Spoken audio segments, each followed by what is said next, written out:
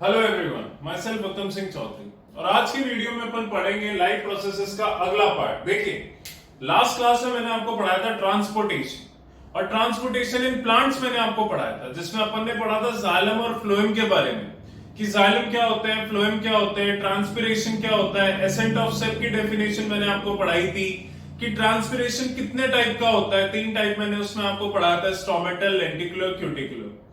Transpiration water के upward movement के लिए जो फोर्स होता है वो कहां से प्रोड्यूस होता है, उसमें मैंने आपको 2 टाइप के फोर्सेस पढ़ाए थे। एक फोर्स पढ़ाया था कोहेजन फोर्स, कि वाटर के मॉलिक्यूल्स ही वाटर को अट्रैक्ट करते हैं, इसलिए वाटर अपवर्ड मूव करता है। दूसरा मैंने आपको पढ़ाया था ट्रांसपिरेशनल फोर्स, जो कि इवेपोरेशन की वजह से लगता है, कि जब इवेपोरेशन होता है तो एक अपवर्ड फोर्स लगता है जो वाटर को अपवर्ड पुल करता है और वाटर को different parts of the plant में मूव करने में हेल्प करता है। देन अपन ने पढ़ा था फ्लोएम, कि फ्लोएम में क्या वर्किंग है, कि फ्लोएम वो टिश्यू है जो फूड ट्रांसपोर्ट करने के काम में आता है, कि फूड लीव्स में फोटोसिंथेसिस होकर प्रोड्यूस होता है, वो food different parts of the plants तक जाना जरूरी है, जिससे वो उससे एनर्जी प्रोड्यूस कर पाए अपने बेसिक मेटाबॉलिक एक्टिविटीज के लिए।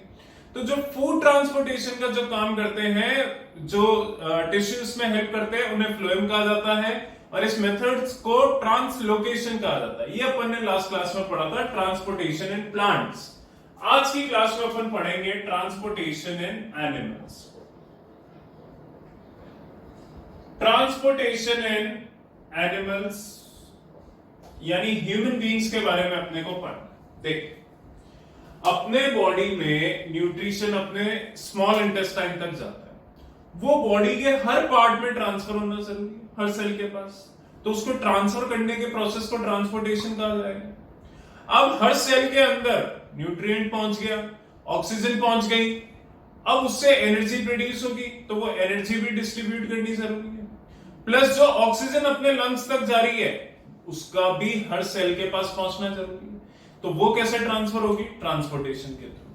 तो अपनी बॉडी में सब्सटेंस को एक जगह से दूसरी जगह मूव करने के लिए ट्रांसपोर्टेशन होना जरूरी है। अब वो ट्रांसपोर्टेशन होता कैसे? देखिए, 3 पार्ट्स अपनी बॉडी में अपने को पढ़ने, जो ट्रांसपोर्टेशन में सबसे इंपॉर्टेंट रोल प्ले करते हैं, और वो तीनों पार्ट्स क्या है? पहला आएगा ब्लड, यानी ट्रांसपोर्टिंग मीडियम।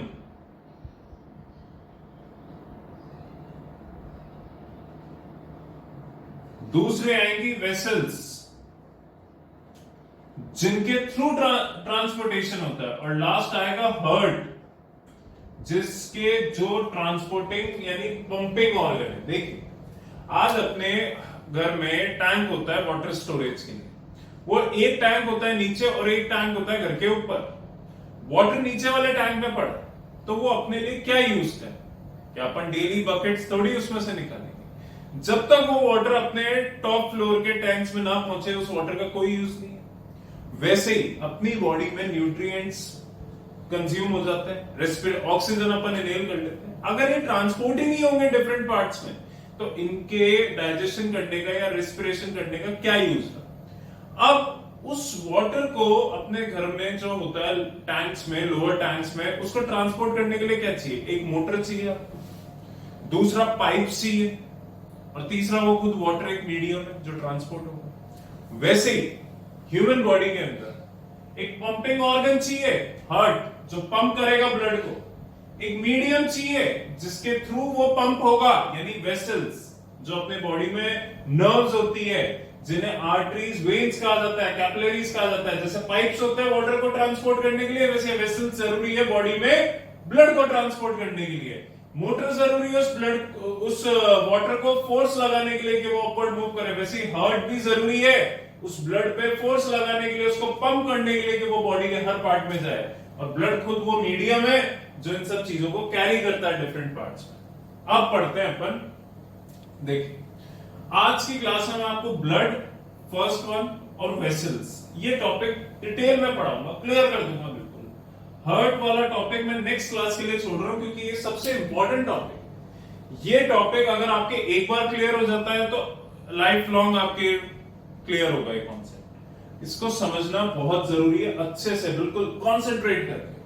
पहले 2 टॉपिक्स की बात करते हैं। ब्लड। अब ब्लड क्या होता है? blood is the transporting medium which transport different materials from different parts to the other parts of the body, from one part of the body to the another part of the body. That is the transporting medium. अब blood में क्या होता है? देखिए, blood का 60% part plasma का बना हुआ और 40% पार्ट अप्रॉक्स है, दैट इज नॉट एग्जैक्ट कि हर ह्यूमन बॉडी में 60% ही प्लाज्मा होगा, that's an approximate measure 50 to 60% and that will be 40 to 50%.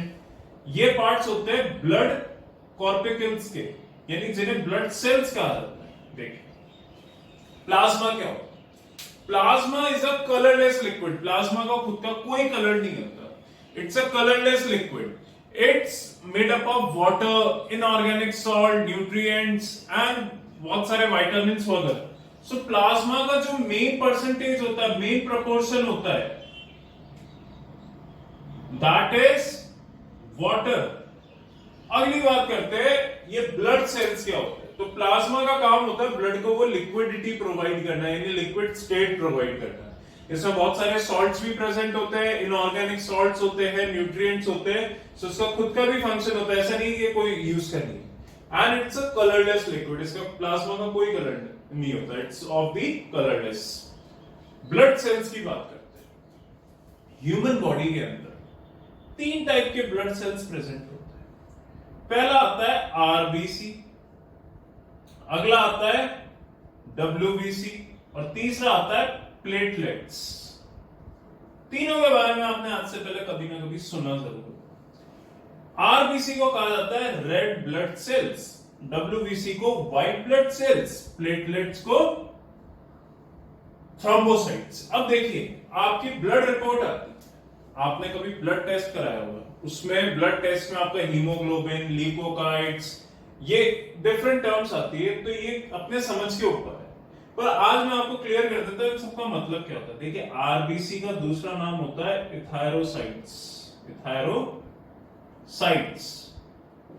WBC को कहते हैं ल्यूकोकाइट्स और प्लेटलेट्स को कहते हैं थ्रोम्बोसाइट्स. ये इनके नाम होते हैं.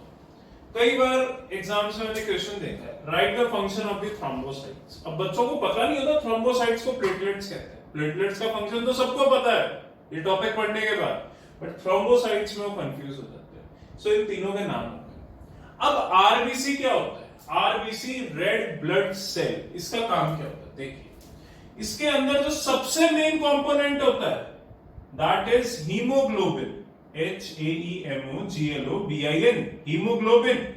हीमोग्लोबिन एक आयरन कंपाउंड होता है जो ब्लड को रेड कलर इंपार्ट करता है. रेड कलर क्यों इंपार्ट होता है ब्लड को? रेड कलर इसलिए होता है, देखिए ब्लड कलरलेस भी हो सकता था, अगर आरबीसी नहीं होते तो ब्लड कलरलेस होता. बट क्यों ब्लड को रेड कलर इंपार्ट हुआ? कि अगर बॉडी में कोई वुंड हो, कोई कट लग जाए, तो वहां से ये ब्लड लॉस होता रहेगा. अगर इसका कलर रेड होगा तो इजीली डिस्टिंग्विशेबल होगा. That would be the sign of danger, that would be the sign of an emergency, and that would be clear कि ब्लड कहां से क्लॉट हो रहा है. We will clean that wound और operate that wound. Otherwise colourless होता तो it would not be possible to determine exactly that the wound is present on which side, on which area. Is that clear? So hemoglobin is an iron compound. It imparts red color to the blood. Now RBC have a lifespan of 120 days. RBC 120 days तक alive रहते हैं, उसके बाद dead हो जाते हैं. अब RBCs को जो डेड होना होता है that is done in liver. तो आरबीसी प्रोड्यूस होते हैं, 120 डेज बाद ये डेड सेल्स हो जाते हैं, ये लिवर में जाके डिस्ट्रॉय हो जाते हैं. ये प्रोड्यूस क्या होते हैं? ये अपनी लॉन्ग बोन्स जो होती है अपने बॉडी बोन्स के अंदर एक रेड बोन मैरो होता है. बोन मैरो आपने सुना होगा टर्म. सो एक रेड बोन मैरो होता है लॉन्ग बोन्स के अंदर, वहां पे आरबीसी प्रोड्यूस होते हैं, 120 डेज तक अलाइव रहते हैं, उसके बाद ये डिस्ट्रॉय हो जाते हैं लिवर के अंदर जाके. फिर वापस नए आरबीसी प्रोड्यूस होते हैं, ऐसे साइकिल चलती है। आरबीसी के फंक्शन की अगर बात करें तो आरबीसी का फंक्शन सबसे पहला ये होता है, its function the haemoglobin present in it and its function is to transport oxygen. ये जो हीमोग्लोबिन होता है ये ऑक्सीजन कैरियर होता है। क्या होता है? Oxygen carrier of the blood. Lungs में जो अपन ऑक्सीजन इनहेल करते हैं उसको ये आरबीसी अपने साथ, ये हीमोग्लोबिन अपने साथ अटैच करता है, बॉडी ये हर सेल के पास पहुंचाता है, और वहां से जो कार्बन डाइऑक्साइड होती है उसको ये खुद से अटैच करता है, वापस लंग्स तक लेके आता है, जिसको अपन एक्सहेल करते हैं। सो आरबीसी में जो हीमोग्लोबिन और का काम हो गया, that is the work of the RBC. What is अब डब्ल्यूबीसी पे आते हैं, व्हाइट ब्लड सेल्स पे, जिन्हें ल्यूकोसाइट्स कहा जाता है। देखिए डब्ल्यूबीसी का काम क्या होता है? डब्ल्यूबीसी का काम होता है बॉडी की इम्यूनिटी प्रोवाइड करना। अगर अपनी बॉडी में कोई भी पैथोजेंस आ चुके हैं, कोई भी माइक्रोब्स आ चुके हैं, तो ये उनसे फाइट करेंगे, उनको डिस्ट्रॉय करेंगे और उनको अपनी बॉडी में प्रोड्यूस नहीं होने देंगे। किसी भी माइक्रोब का क्या एक्शन होता है? कोई भी माइक्रोब अपनी बॉडी में आता है तो वो माइक्रोब सबसे पहले अपना रिप्रोडक्शन करके अपना नंबर बढ़ाता है। देखिए अगर अपनी बॉडी में कोई बैक्टीरिया आ गया या कोई वायरस आ गया या कोई पैरासाइट आ गया, उसका पहला फंक्शन होगा कि अपनी बॉडी से वो न्यूट्रिशन डिराइव करेगा। न्यूट्रिशन डिराइव करते करते वो अपना रिप्रोडक्शन करेगा, अपना नंबर बढ़ाएगा और अपने को एक होस्ट बना लेगा अपनी बॉडी को। सो डब्ल्यूबीसी का काम होगा उस बैक्टीरिया को, उस वायरस को, उस पैरासाइट को, यानी उस पैथोजन को किल करना, जिससे वो ऐसा फंक्शन नहीं कर पाए। सो ये अपने बॉडी में एक फायरवॉल की तरह काम करता है। जैसे कंप्यूटर में एंटीवायरस सॉफ्टवेयर होते हैं, फायरवॉल्स होती है, वैसे अपनी बॉडी में एक फायरवॉल की तरह डब्ल्यूबीसी काम करता है। बट इसको लिख नहीं सकते कि it works as a firewall and ये सब मत लिखना। So what is WBC? WBC are the white blood cells. Their function is to protect the body from the pathogens by killing them. They provide the immunity of the body. सो WBC का काम होता है body की immunity provide करना।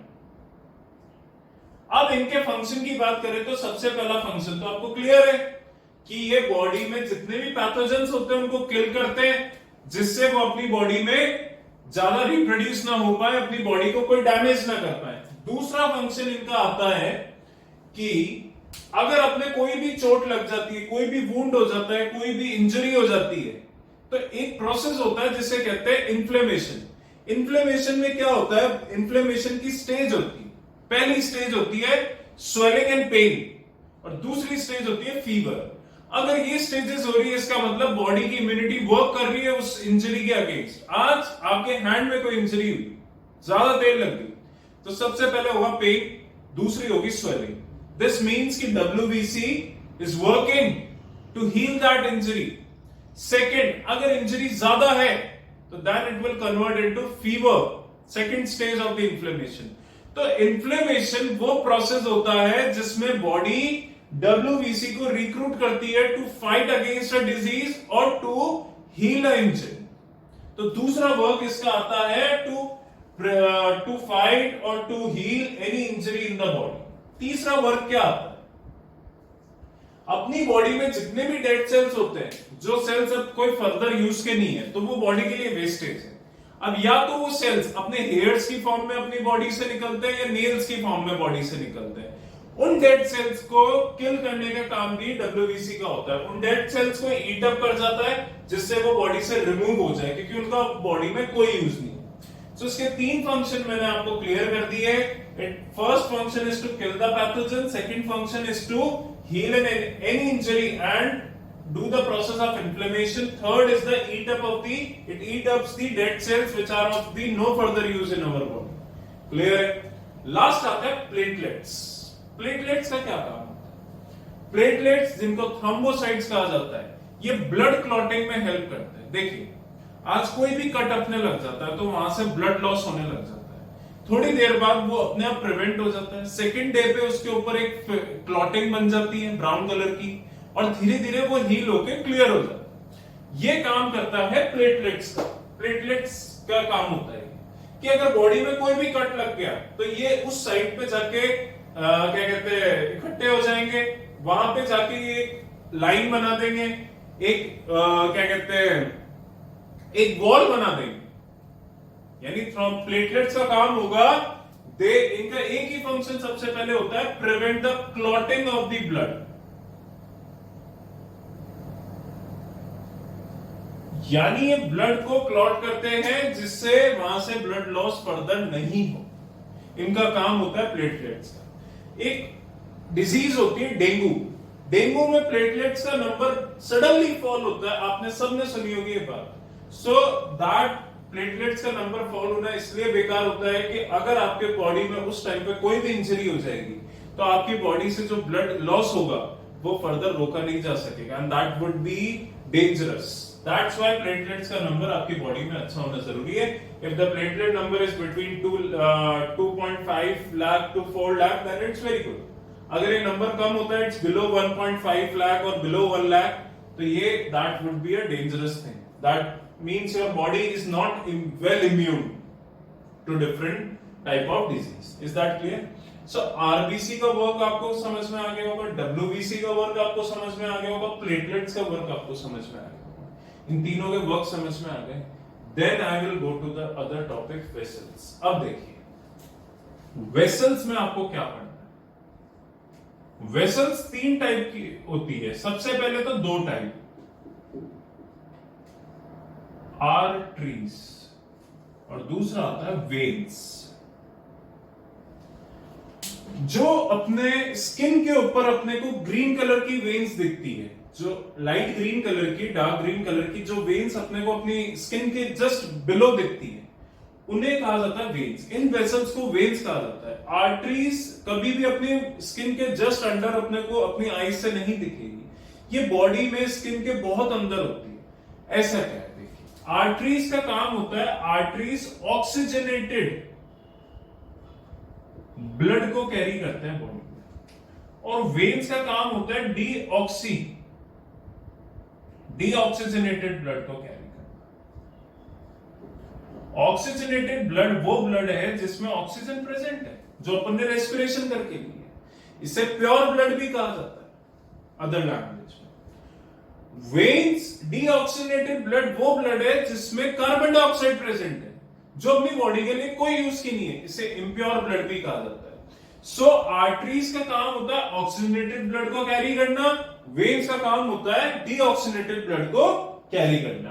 अब arteries हमेशा heart से ब्लड को different parts of the body में ले जाती है। दिमाग लगा, ऑक्सीजनेटेड ब्लड है तो वो बॉडी में जाएगा, और डीऑक्सीजनेटेड ब्लड है तो वो बॉडी से वापस आएगा, क्योंकि वो कार्बन डाइऑक्साइड तो रेस्पिरेशन के बाद प्रोड्यूस हुई है। सो आर्टरीज एक तरीके से डिस्ट्रीब्यूटिंग वेसल्स होती है जो ऑक्सीजन को डिस्ट्रीब्यूट करती है। वेन्स जो होती है वो कलेक्टिंग वेसल्स होती है, जो कार्बन डाइऑक्साइड को बॉडी से कलेक्ट करती है, वापस बॉडी से रिमूव आउट करने की। तो आर्टरीज का काम होता है ऑक्सीजन को डिस्ट्रीब्यूट करना, वेन्स का काम होता है कार्बन डाइऑक्साइड को कलेक्ट करके वापस हार्ट के थ्रू लंग्स के पास ले जाना। बोलिए क्लियर है? दूसरा, arteries are deep seated, veins are superficial. Deep seated का मतलब क्या है? डीप सीटेड का मतलब मैं आपको समझा देता हूं कि arteries are present deep inside the body. Arteries body के स्किन के बहुत डीप अंदर प्रेजेंट होती है, and veins are superficial, it's just present below the skin. You can see clearly from you can clearly see them.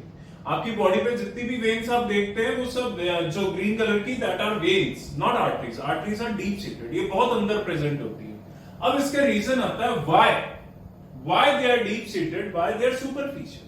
देखिए arteries में blood flow करता है with a very high pressure, क्योंकि लंग्स जो heart होता है वो बहुत हाई प्रेशर से ब्लड को पंप करता है, जिससे ऑक्सीजन जो है वो ईच एंड एवरी पार्ट तक पहुंच पाए। और जब वो ब्लड वापस रिटर्न में आता है तो उसका प्रेशर कम हो जाता है, क्योंकि वो बहुत लॉन्ग डिस्टेंस ट्रैवल करके आता है। सो आर्टरीज में ब्लड बहुत ज्यादा हाई प्रेशर से फ्लो करता है, वेन्स में ब्लड लो प्रेशर से फ्लो करता है। अब ये डीप सीटेड है, अंदर की तरफ प्रेजेंट है। अगर कोई इंजरी भी हो जाएगी तो आपके आर्टरीज पे कोई भी कट नहीं लगेगा, विच मीन्स दैट कि ब्लड लॉस जो है वो कम हो।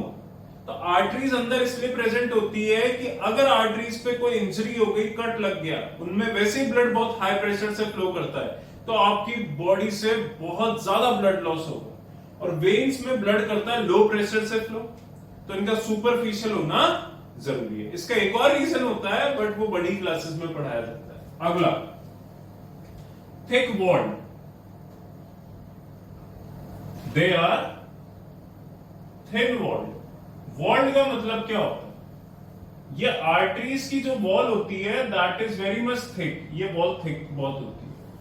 वेन्स में जो वॉल होती है वो इतनी ज्यादा थिक नहीं होती, थिकनेस कम होती है। रीजन अभी बताया मैंने आपको, ब्लड जब हाई प्रेशर से फ्लो करता है तो वॉल का थिक होना जरूरी है जिससे वो बर्स्ट ना हो, और वेन्स में ब्लड लो प्रेशर से फॉलो करता है तो उसका इतना थिक होना जरूरी नहीं।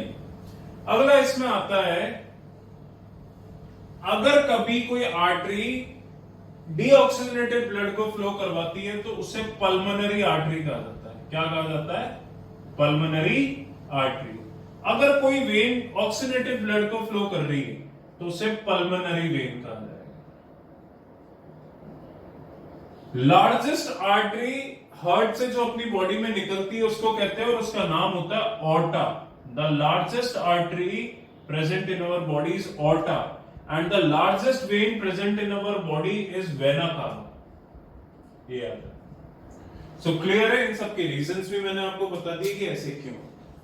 अब बात करते हैं, देखिए होता क्या, ऐसा नहीं है कि अपना स्टमक है, स्टमक को ब्लड चाहिए, क्योंकि स्टमक की वॉल्स को भी क्या कहते हैं, न्यूट्रिशन चाहिए, एनर्जी प्रोड्यूस करनी है, क्योंकि वो भी सेल्स, उसमें भी सेल्स प्रेजेंट है, टिश्यू प्रेजेंट। देखिए होता है, आज ये अपना स्टमक है, ऐसा नहीं इसके अंदर डायरेक्ट एक आर्टरी जाती है वो ब्लड लेके जाती है, ऐसा तो पॉसिबल ही नहीं। होता क्या है, ये हार्ट है, हार्ट से एक ऑर्टा निकली, वो ऑर्टा फर्दर डिस्ट्रीब्यूट हो जाती है छोटे छोटे पार्ट्स, और ये फिर छोटे छोटे पार्ट्स और भी फर्दर डिस्ट्रीब्यूट हो जाते हैं, और लास्ट में जाके ये किसी भी ऑर्गन को ऐसे सराउंड कर लेते हैं, नेटवर्क की तरह, रूट्स की तरह। रूट्स के हेयर्स होते हैं वैसे इसको सराउंड कर लेते हैं किसी भी ऑर्गन, उनको कैपिलरीज कहा जाता है। अब होता क्या है, ये आर्टरी छोटे छोटे पार्ट्स में कन्वर्ट हुई आर्ट्रियोल्स, वो आर्ट्रियोल्स और फर्दर छोटे पार्ट में डिवाइड हुए जिन्हें कहा जाता है कैपिलरीज।